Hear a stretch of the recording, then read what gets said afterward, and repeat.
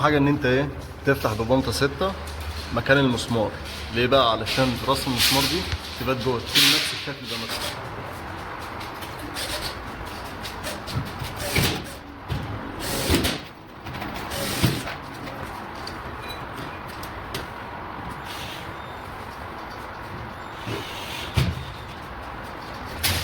اهم حاجة ان انت تفتح ببنطة 6 مكان المسمار.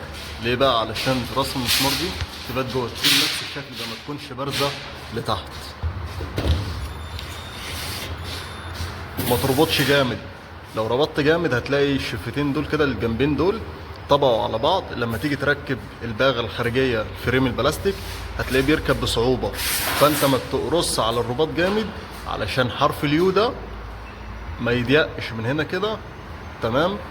وهتيجي تركب القطع البلاستيك هتلاقيها فيها صعوبة شوية في التركيب. تاني حاجة يا بوب، بتفتح مكان السلك هنا. تمام. حاجة مهمة بقى، اخر المسطرة تيجي هنا تروح فاتح كمان حتة. ليه بقى؟ لما تيجي تركب شريط الليد تسيب فيه زيادة حركة 5 سنتي أو 7 سنتي، تديها شريط لحام وترميها جوه.